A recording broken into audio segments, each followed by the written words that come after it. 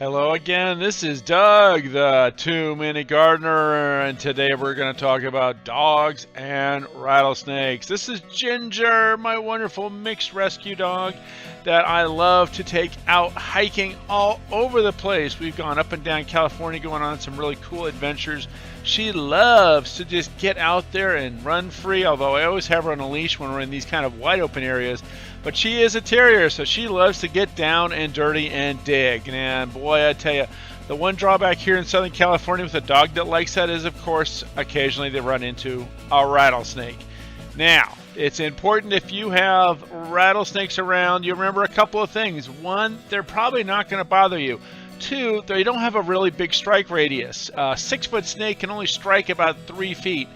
But most importantly, I strongly recommend if you are living someplace with rattlesnakes that you take your dog to rattlesnake avoidance training. Now, there's a couple different ways that they teach dogs to avoid rattlesnakes. The most common method is the one I used on my dogs, which is the shock collar. And basically, this guy is a live trainer.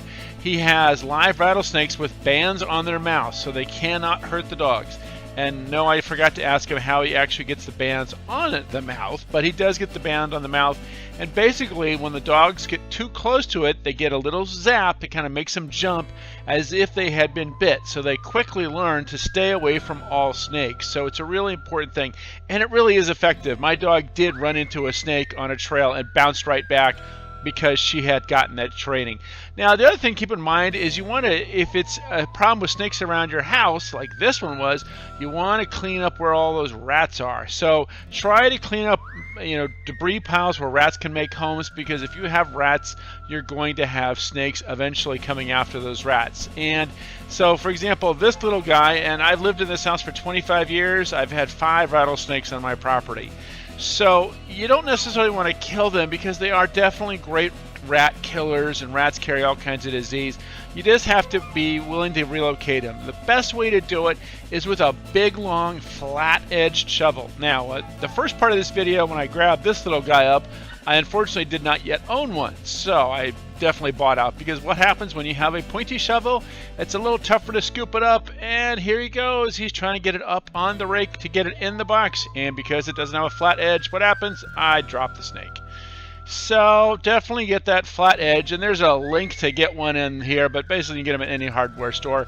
And make sure, by the way, hit like if you are enjoying this video. Alright, you got the snake, you've scooped it up, you put it in the box, you put the lid on the box. Now it's time to take it someplace safe.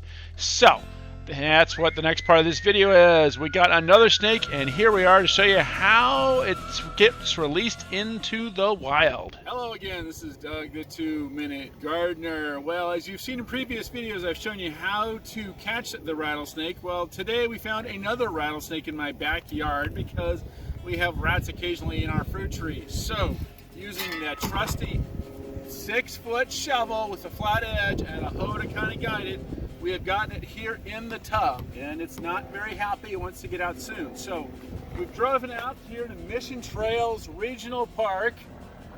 Big, open, huge park where rattlesnakes can run free and hunt rats and gophers and other things. So now it's time to empty the crate and let it loose. Wish me luck.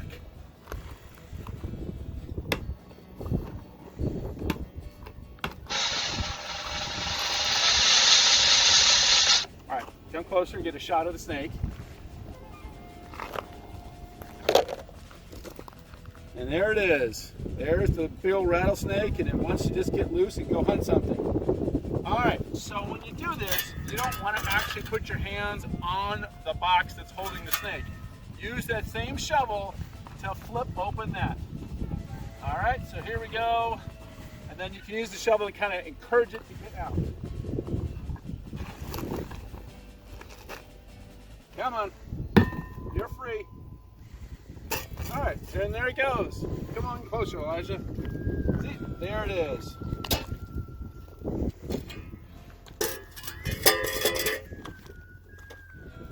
Goodbye, rattlesnake. Do that thing that you do well. All right, back on me. And there you go. That's how you release a rattlesnake into the wild. Bye, rattlesnake. Well, there you go. There's some tips for dealing with rattlesnakes if you have them around, especially if you have dogs. You want to keep those doggies nice and safe. Well, that's it for now. Thanks so much for watching. Make sure to hit that like button and share this on social media. And as always, subscribe to the 2 Minute Gardener to get more of my videos to help you with all kinds of things with your landscape. Thanks for watching. This is Doug saying we will see you next time.